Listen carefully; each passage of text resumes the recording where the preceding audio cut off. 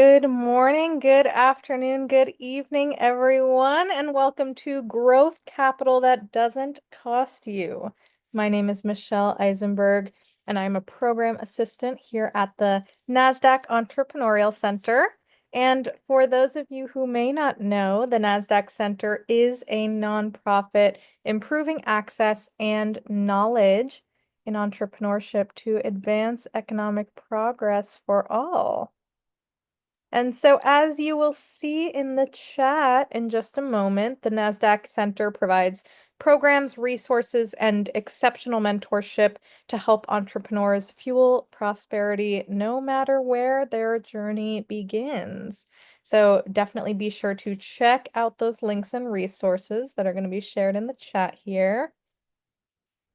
And we're going to launch a few polls just to step back and take a temperature gauge on how everyone is doing today. And we use this information to guide the programs we provide for this global community of entrepreneurs. So if there are any topics or challenges you would like us to create resources for, definitely feel free to share those in the chat. And then just a couple of housekeeping notes before we get started. First, let us know where you are dialing in from by dropping it in the chat. We always love to see where everyone's joining us for our time together today. And second, we're going to host live Q&A at the end of this event, so definitely make sure to submit your questions for us at any time using that Q&A function at the bottom of your screen, and we will try to get to as many as we can. And while you are answering these polls, I'd like to just take a moment to recognize the incredible support of our corporate partners. The work that we do at the NASDAQ Center would not be possible without the generosity and belief of our partners and funders, including NASDAQ, Wells Fargo, JP Morgan Chase, KPMG, Walmart, the Asia Innovation Hub, Wilson Sonsini, the Narit Foundation, and BPM. We are deeply grateful for their partnership, and we hope you will join us in sharing that appreciation. Amazing.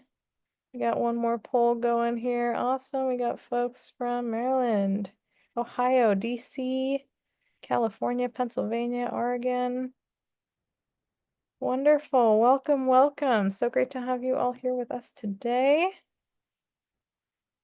All right, we'll give this poll another moment or two here.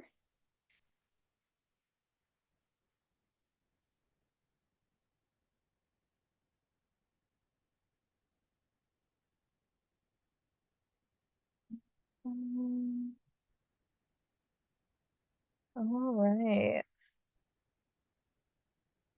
Wonderful. Get those results. And without any further delay, please join me in giving a warm welcome to our two special guests, Dr. Gina Anderson, co-founder and CEO at Luma Brighter Learning, and Ashley Deland, CEO at Maison Deland and strategic business advisor.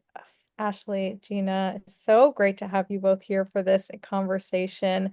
I know this was this topic was requested, by a lot of entrepreneurs, as it commonly is, and it's just great to kind of bring in these two perspectives for this conversation. So thank you both for being here.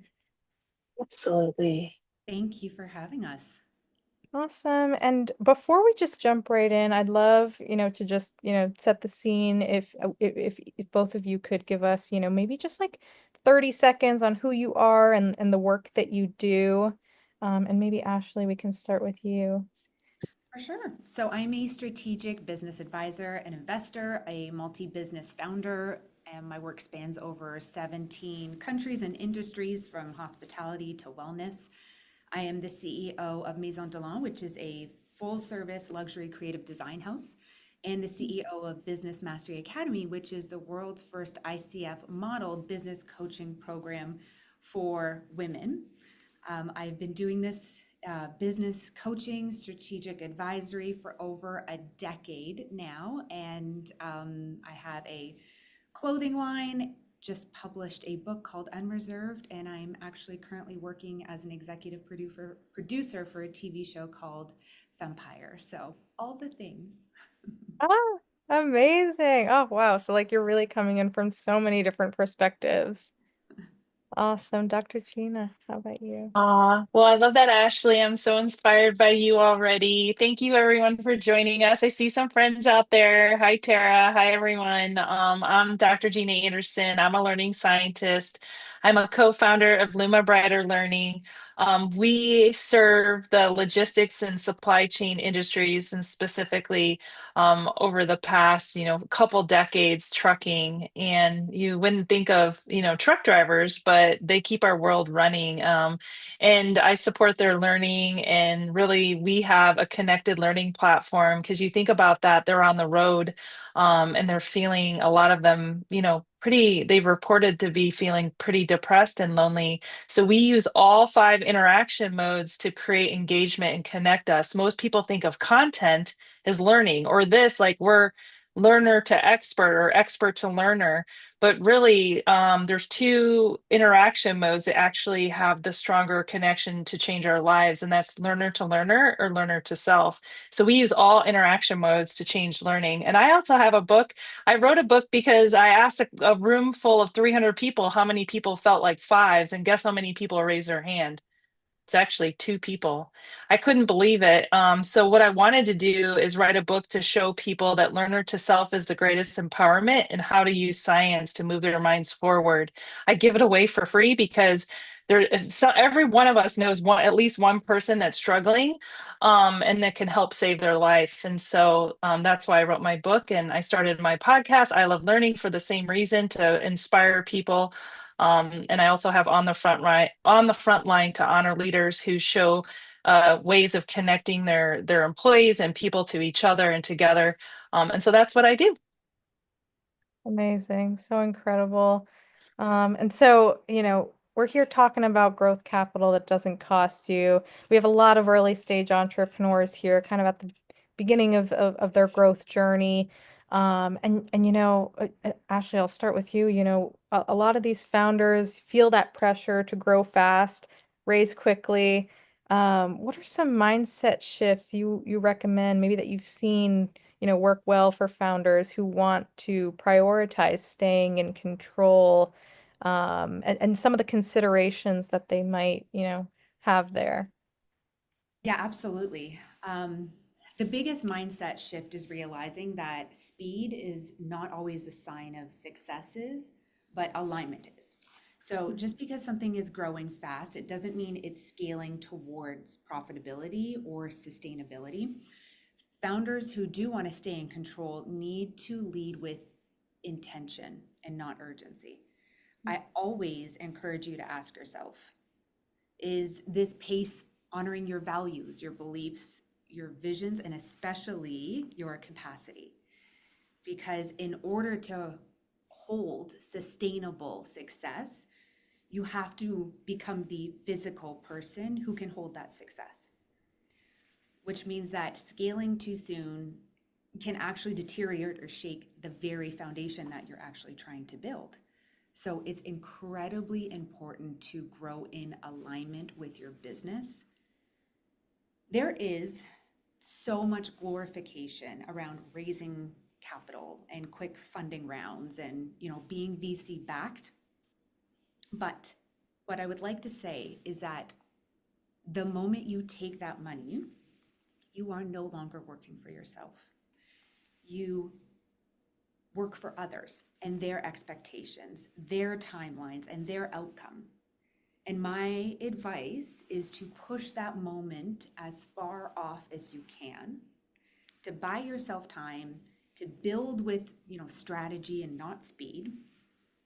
When you scale on your own terms, you are preserving your power and you create real momentum that actually doesn't cost you control. Amazing, amazing. And I something that, like, we hear all the time with folks talking, especially mentors talking with founders about this kind of thing, is slow down to speed up. And It really does ring true. So yeah, focusing on that intention, really digging deep, and aligning your priorities with those values and your mission. So amazing. And Dr. Gina, you yourself have built a successful tech company, haven't taken outside capital. What were some of the early decisions made that you made that helped you maintain that ownership and kind of, stay lean? Yeah, I think the first thing, and it kind of builds on what Ashley said, but I'm always maintaining a value first mindset.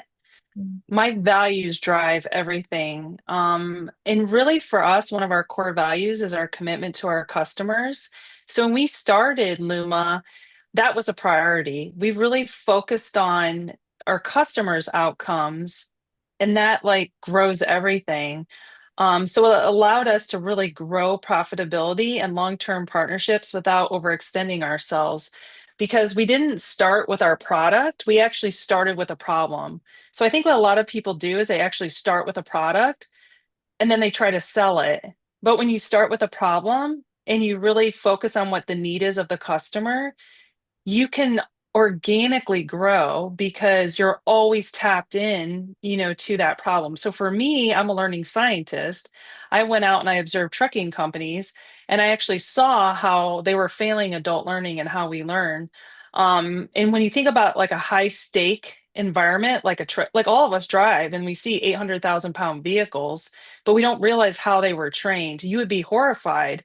I mean, they're stuck in days of orientation and then they're given some keys to semi trucks. So when you really focus on building something that creates real, this isn't marketing, like this is real. We're saving lives, and that's why value came right away. And we sold it and it just kept selling and selling itself and clients selling it, and it became sustainable. And that's why we've been on the Inc. 5,000 list repeatedly years, because we only spend money on what we actually need to continue to evolve and grow our company. So we're not chasing valuation, like Ashley said, we're not chasing money, we're building value. So from day one, without taking outside capital, me and my co-founder really wanted to retain full ownership to have control over our mission, because your mission shapes your everyday choices. So we get to decide. I have stickers. I have these, let me find one right here. I always said like one of the things, I give these away, and one of the things is I don't want to take money because I don't want someone to tell me I can't buy nugget stickers. So I get to decide what we buy, who we hire, and how we grow. And for me, because my value is centered around love and giving and building something, that solves a problem, that I didn't even think about taking the capital. So it really aligns to how Ashley's thinking about that too. Right. Really amazing. And, I know so relevant because we have so many entrepreneurs here that are, working on impact focused businesses. And, a lot of that strategy really does center around like the core problem that their customers are experiencing. And that is often what ends up kind of being the catalyst for that growth that they're looking for. So that's wonderful. Ashley, uh, branding is kind of seen as something, you know, folks might perceive it as something you figure out later, some earlier. It's a little bit unclear. You've emphasized its early importance. Um, how can strong brand positioning contribute to non-dilutive growth from day one? I think it's really important to start off with saying that branding is not a phase that you grow into, it's the very foundation that you grow from. Mm. From day one, your brand communicates what you stand for, what you solve, who you're speaking to, exactly echoing what Dr. Gina just said. And when your positioning is strong and clear, it really does so much of the heavy lifting for you. It shortens your sales cycle, it increases your perceived value, it attracts aligned opportunities without needing a massive ad budget or even that outside capital. Strong brand positioning becomes a magnet, because when people feel deeply connected to your message and what you as a brand represent, they're 100% more likely to buy, to refer, to collaborate, and to stay. And that kind of organic, non-dilutive growth is what actually gives founders real leverage. The biggest mistake that I see early founders make is building their brand based on what they think the industry wants. Exactly what was just said. They pick, hex codes, they write taglines, and they design logos based on personal preferences or perhaps a trend without truly understanding who they are building it for. And your brand identity, your messaging, your visual design, everything should be built with one person in mind, which is the person you're here to serve, which is your ICA. And beyond branding, like your client, your ideal client avatar is the very foundation of everything that you do.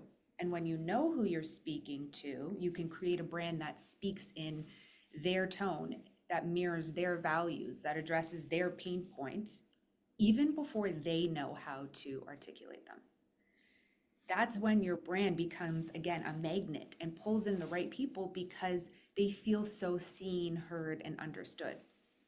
And basing off of that, when it comes to your offers as well for your product suite or your service suite, you should be designing them based on where they are right now, but also speaking to where they are going. So your brand can become the bridge between their current self and their future self. The most powerful brands build offers that their audiences don't even know that they need yet. But then when they see it, they say, oh my God, that's me. That's exactly what I was looking for. And that overall kind of brand clarity creates the non-dilutive growth because it turns trust into traction. Yeah, amazing, and what you're talking about really kind of is building towards that customer brand advocacy that I know so many founders are seeking, and that kind of chain reaction where it's kind of just happening for you just because of that deep trust and loyalty that you've built through that consistency. So really important to keep in mind there as you're kind of setting the foundation early on. Uh, to both of you, I'd love to hear from both of you and on founders who are considering alternative growth paths, uh, dilutive, non-dilutive, what questions might they or should they ask themselves to clarify whether staying independent really does align with their long-term goals, or if there's a different direction that they can or should go in. And Yeah, anyone, I think one of the hardest questions to ask yourself, and I write about this in my book, is what really truly makes you happy? I mean, really reflecting on that question, because your values and your core true self drives everything. Because I can tell you, you think about people who have a lot of stuff and that doesn't necessarily make them happy. So, really thinking about, are you building a company? Like, why are you building a company? Are you building a company because you want to impress, somebody, your sibling, a parent? Are you building it to be, because you quote want to be on magazine covers? Because most of that, just so you have to pay for. I mean, that's probably not, it's a marketing, engine. Um, or are you doing it because of your core true self and it's deeply fulfilling? Um, and you have to think about that because at some point you're going to have to exit your company. So when it's done, nothing lasts forever. I did a podcast with someone and they described it as like building a sandcastle. Like you're building something completely beautiful and incredible, but at some point it's going to be gone. So how, I mean, what does it really look like? What does success look like? Is it about the team culture? Is it about the freedom? Is it about the love that you're giving? Is it about the legacy? You really have to think about that. And that's a really hard question. Don't you think, Ashley? I mean, I'm sure I see you shaking your head. I mean, it's about creating meaning for me. Actually, I adore that answer, and I'm going to kind of continue the lineage of it in terms of having all of these beautiful people ask themselves that question. So I would say if you are exploring your alternative growth paths, the first question that you would need to ask yourself is, why did you start this business in the first place? So very similar to what you're saying. Was it to build something scalable or sustainable? Is it about, as you mentioned, the freedom, the ownership, the impact, the wealth? Because your growth has to be aligned with your original intention and not someone else's definition of what success is. Then, I would genuinely ask yourself, what kind of pressure do I want to carry? Because no matter what path you take, there's going to be weight. So on one side, staying independent means that you're holding all the responsibility, but you're also holding the creative control, the profit, the pace. While on the other side, raising means you're answering to somebody else's outcomes, timelines, and their expectations. And to be clear, neither are wrong. They just both come with very different energetics, and you have to know which one that you are built for. I would say that you can also ask yourself, can I hold the growth I'm asking for? And genuinely answer that, not just operationally, but emotionally, energetically, strategically. Because sometimes staying independent isn't about staying small. It's about scaling with your systems over, perhaps outside funding. And sometimes the most powerful move you can do is build slowly, just stay sharp and scale from strength. Like ultimately, your growth model should be a reflection of your vision, your values, and your personal capacity. And whether you choose to stay independent or bring in that outside capital, the most important thing is that the path you choose feels like yours. There's no right way to grow. It's only the one that aligns with what you are here to build. Really, really amazing. And yeah, I know, for a lot of entrepreneurs kind of entering a new space, it can be overwhelming. There's a lot of competition. You see a lot of trends.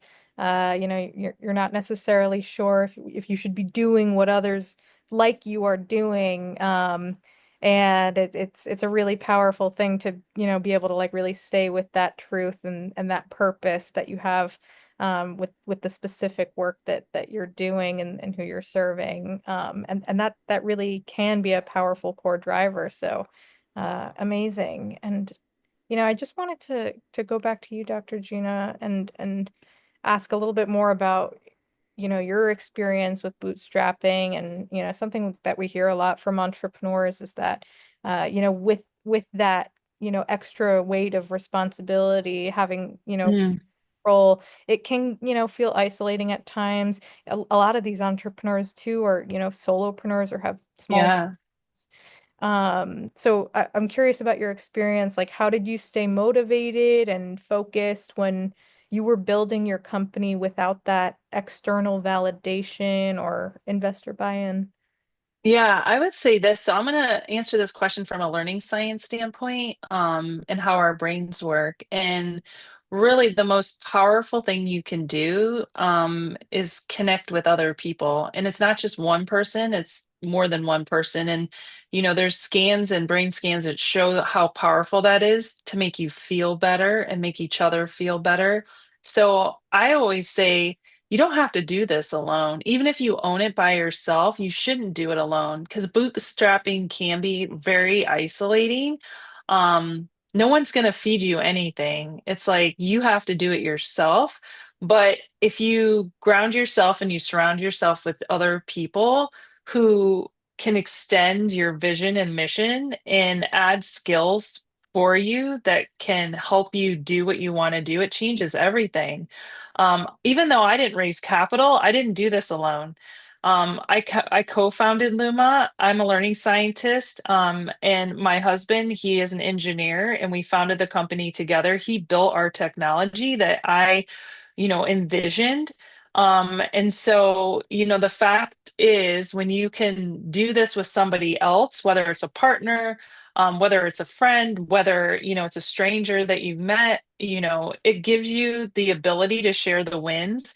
I was just saying this to him yesterday. I mean, the thing is, like, there's so much strangeness that comes from building a company and building a team and you don't know who to trust, and you think you trust, and then you're like, well, I guess I shouldn't have trusted. And you learn so much. And to have that person that you can unconditionally share the stress, be transparent with, it makes all the difference because otherwise, you do feel alone. You feel like there's no one that understands you.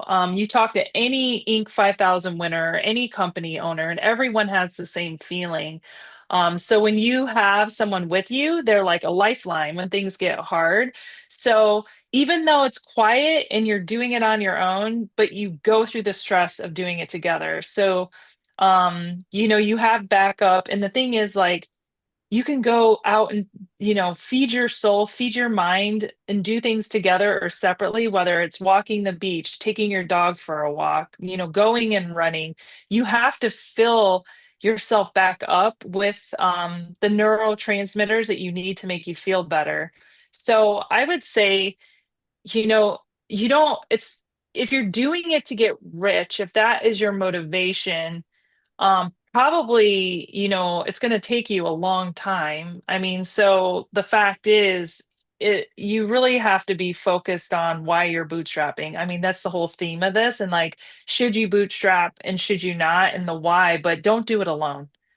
I mean, just definitely don't do it. Find somebody that you can absolutely trust to at least, if they're not going to, co-found it with you, they're going to be there for you, that you can like lean on, because it's not what you think. I mean, it's very there's a lot of stress that comes with it. Mhm. Yeah, absolutely. And that's something we talk about with entrepreneurs all the time, making sure you have some kind of community, whether it's other entrepreneurs or Mhm. have a mentor or a coach or an advisor, someone like that. And kind of building off of this, Ashley, I know you work a lot, kind of with strategic partnerships with founders, and I'm curious, from your experience, what do you think makes a partnership truly mission aligned, and how might founders evaluate whether a potential collaborator fits the bill? Yeah, I think I'm going to play devil's advocate on this one just a little bit. Because I mean, there's no doubt that strategic partnerships are game changers, but only when they are rooted in shared values, not just, the income, the visibility, and perhaps some of the vanity goals. I feel that there are a surplus of founders that chase partnerships based on, opportunity, exposure, or even access without asking deeper questions like, does this person share the same integrity, the same level of service, or even like the long-term vision? One of the biggest mistakes that I really do see when it comes to partnerships is entering it without any kind of clarity or boundaries. Um, Something that was said to me that stuck is you need to set yourself up for success, but also for separation when it comes to strategic partnerships. And Mm. that means, like clear expectations, deliverables, timelines, roles, all of it in writing, because at the end of the day, a partnership without structure is a liability waiting to surface. And I also recommend that before you even approach somebody with any form of collaboration or partnership, you take time to very, very deeply observe them. Watch how they lead, watch how they show up in the world, watch how they treat their team or their clients. Pay attention to the things like how they navigate conflict, pressure, any kind of visibility, because how someone handles those moments will absolutely show up in your partnership or even your relationship. And remembering that strategic alignment is not about who looks good beside you, it's who can build beside you. Like, can this person hold the mission with you? Can they grow it? Can they protect it? Can they also lead with you?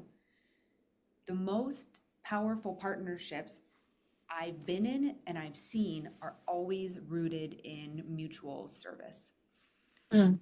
Yeah, not can I get, not what can I get from this, but what can we build together that goes further, deeper, reaches more people on a global level? Because that kind of alignment isn't just good for business, it's what keeps the mission alive and you as a brand and a person and a partnership continually expanding. Yeah. Yeah, so many great insights to think about there. As I know so many entrepreneurs are at some point in the process of navigating strategic partnerships.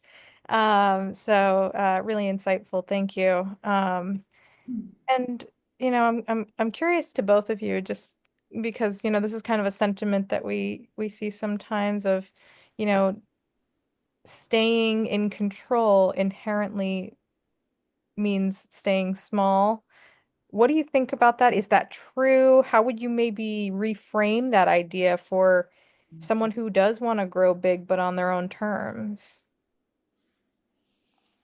I think for me specifically, I think it's how you define big. Um, is it building something that matters, So it's like, what does big mean? And letting the values be your guardrail. Because I feel like for us, my heart is truly the compass that guides us, that goes well beyond the metrics. I mean, the thing is, like, when you save a life or you change a life, that's big. And so it's like, for me, it's about, and again, this goes back to the first thing that I said, why are you doing this in the first place? So for me, it's about sharing the love and helping people change their lives. So, when that happens, I have specific examples of that, of like a truck driver standing in the lobby at one of our fleets who was crying because of the first time in his life that his daughter didn't have to train him because it was in Punjabi and he could learn. And so that's big. It's about the truck driver who put out his truck that was on fire that he could have killed people. He put it out. And when the police officer came, he said, "How did you know how to do that?" And he said, "Luma e-nugget." That's big. So again, I mean, if you're focused on big being $100 million company, is that what's going to make you happy? You have that much money. I saw WhatsApp founders boat on when I actually was on down in Charleston, and it's a huge boat. I mean, if that's what you're doing it for, that even that's what's driving you, that's, you have to know that. But at the end of the day, you have to ask yourself, is that true? Are you doing that for you to make you happy? And I think that's what drives. That's truly how I think about that question. Ashley, what about you? Love that. Since you took that angle, I'll talk about the control section of it because to me, staying in control does not mean shrinking your vision at all. It means protecting the way that you are bringing it to life. So you can grow big, you can scale wide, you can make massive impact while still doing it in a way that feels aligned, intentional, and especially rooted in your values. And founders often confuse speed with success, or think again that like that outside funding is the only way to legitimize what they're building. But growth that forces you to compromise your standards, your ownership, or your energy isn't actually growth at all. It's misalignment. Some of the most powerful businesses I've seen were not built the fastest. They were built the cleanest, with the systems, with the structures, and with enough white space to lead. So you don't need to give up control to go far. You just need to trust yourself enough to grow in a way that honors the vision you have for your business and not just the results. So Again, to be clear, staying in control is not playing small. It's building something so strong, so clear, and so rooted in your vision that it can scale without ever asking you to sacrifice the parts that matter the most, like the love. I've built companies without outside funding, not because I wasn't capable of raising it, but because I knew what I wanted to protect. So to me, control isn't resistance to growth or thinking small. It is a respect for the way that I choose to grow. Amazing. So many really interesting perspectives here. And it's like it kind of goes back to talking about that intention and like really being rooted in that intention. And I think with you, Dr. Gina, like what you said, it really just goes back to, how you define success and how you define, that root purpose that's driving the work that you're doing. So that's definitely a lot to think about there. Um, Gina, I know, when you are bootstrapping, cash flow kind of becomes your lifeline. Hmm. What are some of the best tactics that you've used to manage cash, and kind of just, invest in growth simultaneously? Yeah, that's a great question. One of the most exciting things when you're bootstrapping, I think, is when you start getting checks in the mail and you're like, wow, I mean, I have some cash flow, And so the one thing that I would say for us, it's always focused on the customer's pain point. We're committed. That's one of our core values. We're committed to our customers. So if we keep focused on that, then we're able to continue to add value, which then we continue to bring in revenue. The one thing that we do to really keep the cash reserve is we don't have overhead. We're a software company. We actually had an office. This was back in way before COVID. We closed it. Everyone went virtual. So we keep our team, like the overhead, down in our team structure. We don't hire unnecessarily. I've seen this happen. I think I'll talk about it soon, but like where you bring in investment, you hire a lot of people, and then those people are let go. And so, I mean, we only hire what we need. And then we have the most pain points. And, we don't overspend. So there's a clear path for us. Like if we're going to do a show or we're going to invest in marketing, we want to see valuation or value from that 3 to 6 months. So we don't continue to spend. So if we don't have a value, like something in return, we don't continue investing there. So really for us, we look at what we're pricing and then what we're spending. And I've always been a saver. I didn't grow up with much. So for me, when you start looking at how you value money, like what does money mean, and you start like defining that, it really gives you a new perspective on saving and versus spending.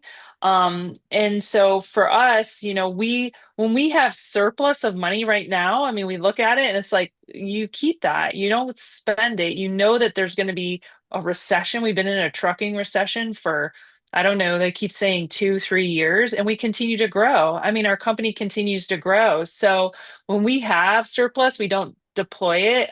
We really look at what we need and we prioritize it. Maybe there's technology. We invested in a CRM eventually. We invested in a customer retention tool. We invested, so you continue to see where your biggest pain points are, how you can help your customers and reinvest in that in terms of what you need. Because you can't, if you're bootstrapping, you only can spend a minimum, right? So you have to really think about what you need. And then you continue to research and look at the pain points. And so with that, I mean, it's really interesting because when you can do that, you don't ever need outside capital because you continue to reinvest in your company and your team and you keep growing and you just grow it organically. But again, it's because you are looking at the bottom line and you continue to see what you're going to need 6, 8, 12 months from now, because you can't anticipate an epidemic. I mean, or we didn't anticipate that, and so you never know what's going to happen. So you just have to keep that in mind. And if you are overspending, I mean, you can't organically grow, right? You have to know how to manage a budget. Mm. Really wonderful. And I know we're getting close to that live Q&A, so I'm going to jump ahead a little bit and kind of keep on this theme a little bit. So Ashley, I know you work closely with founders that are, working on revenue growth and positioning. How, should they maybe think about activating that monetization strategy, without overextending early on? Yeah, I mean, listen, early traction is exciting, but it doesn't always mean that it's a green light to sprint forward. So sometimes it is actually a signal to pause, to assess, and to maybe solidify your foundation a little bit more for exponential growth. But, one of the clearest signs that it is time to scale is consistency. And I don't mean like one big month or a handful of great testimonials. I mean consistent demand, repeat client wins, and a validated offer or product or service that's clearly solving a real problem in the market. And, the market keeps telling you that. Another key signal would be your capacity. So are you starting to hit the ceiling energetically, financially, or even on an operational level? Like if your systems are breaking down or your time is maxed out, that's often a very clear sign that you're ready to scale, but it has to be done with intention. And again, just as Dr. Gina said, that doesn't mean jumping into hiring or, perhaps creating 5 new offer suites. It means getting extremely clear on what is already working and then refining it, productizing what's proven, and then systemizing your delivery. Because scaling doesn't always mean more. Sometimes it literally just means better. And something else that I feel is important to lean in here is that scaling does not require giving away control. Again, it can simply look like building stronger systems, as we spoke about before, elevating your brand positioning, perhaps increasing your strategic pricing, or just making smarter reinvestments. As I keep saying, so many founders assume they need outside funding to go bigger, but in reality, most of the time they just need to optimize what they already have, because sustainable momentum comes from tightening what is already working and then expanding with that kind of clarity. So you don't need to give away ownership to grow. You need to own what's working, double down, and then grow and lead from there. Amazing. Ashley, Dr. Gina, this has been so wonderful. Before we jump into live Q&A here, I just want to quickly ask, from both of you, what's maybe one shift in mindset or operations or strategy, that you have seen make a big difference in helping founders grow with that clarity and confidence that we've been talking about while holding on to those core values? Whoever wants to start.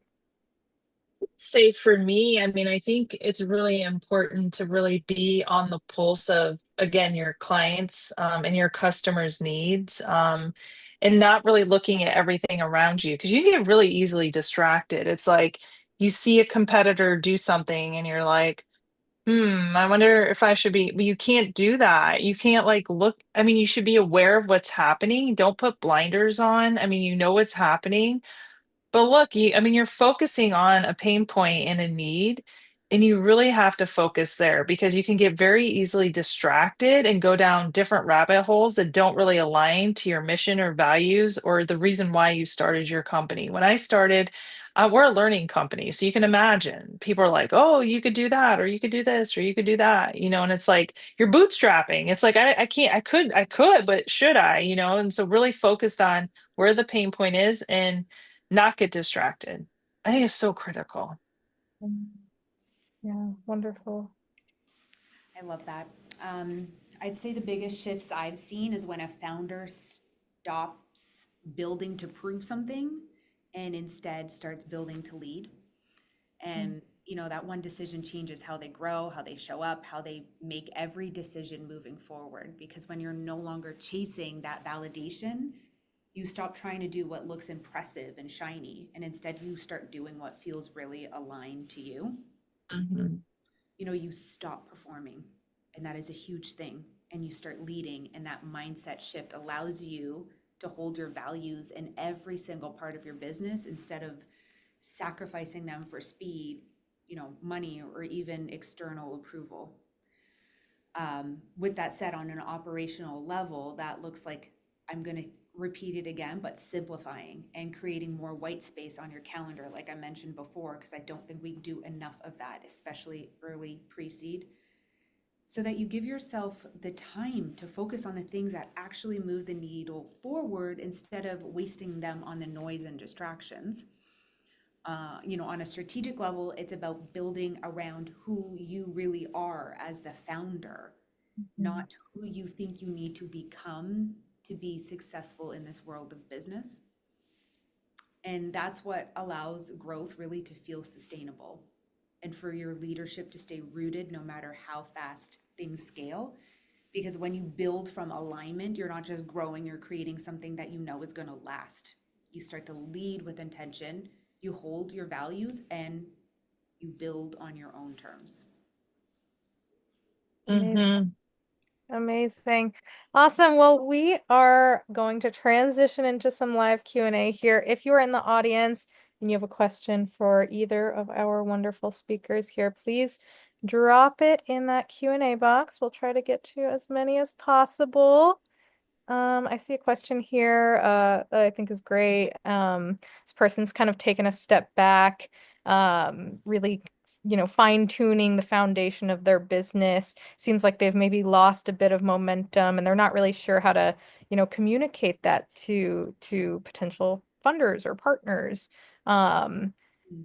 What is that kind of uh what kind of traction would you maybe show instead, or how might you kind of navigate those kinds of conversations, and for these questions, whoever wants to jump in.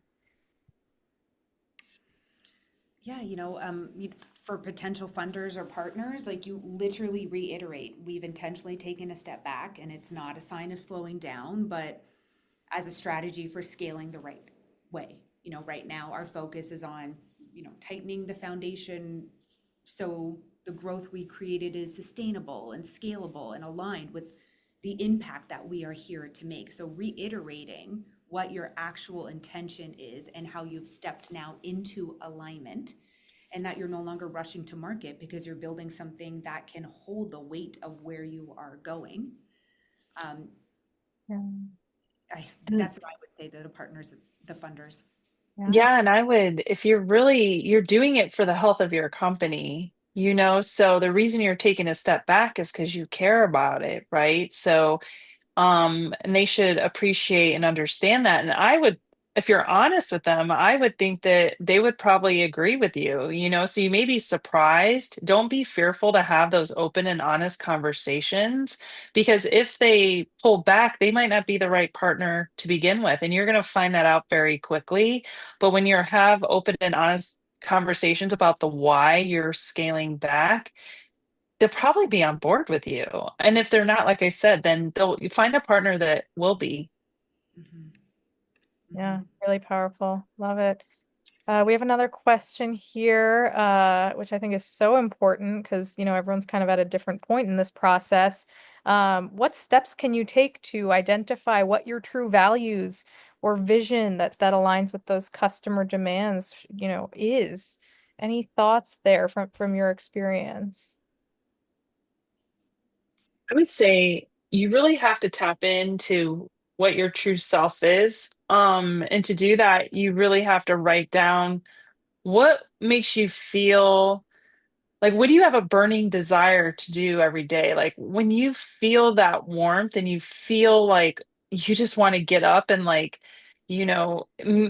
share your voice, like, what is that? And, like, really write down, like, what motivates you, what drives you, and then see how that aligns to your customer needs. Very early on, like I learned I really wanted to help and change people's behavior and really help them. And I knew it was, a core value. And you take that and you see, well, where is there a need for that? Is there a need for that? So I think it's really important, but you're on the right steps when you ask that question because you do need to identify your why. It's so critical because that's where it all starts, right, Ashley? I was literally just going to echo you in saying that discovering your true value and vision starts with turning and tuning inwards before you can scale outwards, and reconnecting to that original origin story, that original why.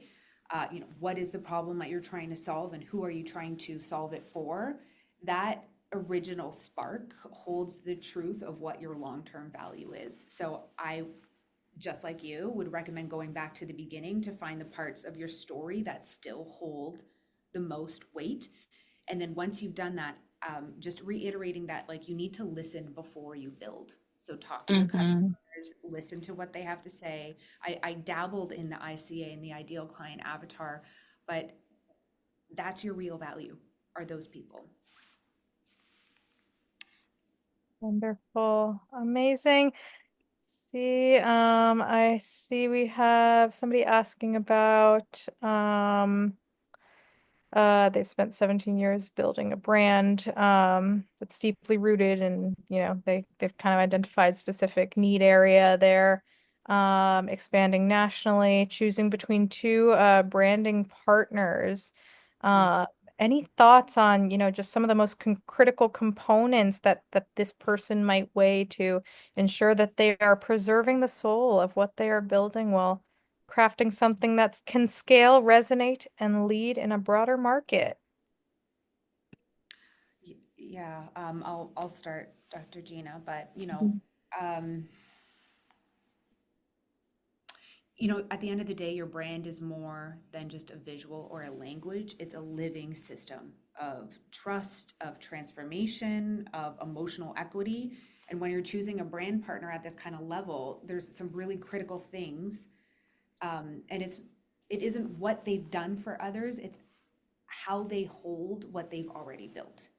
So I would really have the depth of listening or over portfolio flashing, you know, tracking records with translation and having that soul attached to this scale. So at this point in time, you really need to get to know the work that they've done and look at how the brands feel after they launch, how, again, how I mentioned, how they act with other clients. Are they still true to the founder? Do they operate from their heart and soul? Because your brand doesn't, need a reinvention, as I assume. It needs a resonation at a higher frequency, and the right partner will know how to scale what is sacred and not just make your brand louder. So really dive deep. And of course, legalities, make sure if there's anything that you take away from that, it is make sure that you set yourself up for both success and separation with this partner. Hmm. Any thoughts there, Dr. Gina, that you wanted to add? I was just gonna tell him I would write down a word web, like write down all the words that come to you about your brand. How does your brand feel to you? What kind of emotions do you want your brand to resonate? And then to piggyback off what Ashley said, when you talk to somebody you're going to work with on your brand, you want them to bring your brand to life. So, when I say that, you want your brand to be a living thing. And so, when you look at your word web of all the words that you've brainstormed about your brand, you want to make sure that whatever's created for you, that's comes through that work. And so, when you talk to someone and you say, if I said this to you, if I said Luma Brighter Learning and you have your word web, and you say, what does that mean to you? And they give you something that's not like what you imagine, they're probably not aligned or listening to you because you can look at those words. You want it brighter. If they bring you a color that isn't brighter, it's like, well, this doesn't really align to what I want for my brand and how I visualize it. But you have to define that first. You can't be looking for someone to tell you what your brand is. I think a lot of entrepreneurs are like waiting for someone to tell them, like you're waiting. What should it be? what industry should I serve? You can't wait. You have to use your voice and your vision to build your brand because otherwise you're always going to be looking for others to do stuff for you. Really amazing. Ashley, Gina, this has been so wonderful. If Thank you. you Thank just you so had, much. one key takeaway that you wanted to leave with the audience, what would that be? And we'll start with Ashley. Yeah, because of the theme of this topic, I want to go into the funding aspect and say, like, the most important thing is match the funding path with the business model you're building and the life you want to live inside of it. Because you don't just need the money, you need alignment, you need intention. Um, and that's what really lets you scale with all the power without the pressure. Yeah, amazing. Dr. Gina. I would say, I would say yes to fewer things because I will tell you when you're starting out, it's like you say yes to everything, right? But if you say yes to fewer things and you go deeper with them, you can stay narrow and focused. Everyone kept saying you have to focus, you have to focus. It's like, but you have to decide based on your core true self and your heart and your values where you can have the greatest impact. So I would just say, ask yourself, will this help us thrive and not just survive? Because if you keep saying yes to everything, it's going to be really hard to thrive. So I appreciate being here today and talking about this topic. And if you're struggling or you need help, definitely reach out. I'm on LinkedIn and I know Ashley is too. We're happy to help and help anyone, talk about this topic. Hmm. Amazing. Oh, thank you both so much. This has been so wonderful, just setting such an incredible overview, really going through all the nuances and those common questions and challenges that I know founders have in this area. So thank you all for just taking the time to speak to everyone here and share these insights. And on behalf of the NASDAQ Center and everyone here today, we're just so thankful that you both were here to join us. Thank you so much. Pleasure. Thank you so much for having us, guys. Thank you. Bye. Amazing. And we'll put some links in the chat so you can connect with both Ashley and Dr. Gina. Definitely make sure to check that out. And we'll add some additional links in the chat there. We'd love for you to join us for upcoming webinars, which you can view. We're going to put those links there as well. And thank you all so much for joining us today. We look forward to welcoming you back online with us soon.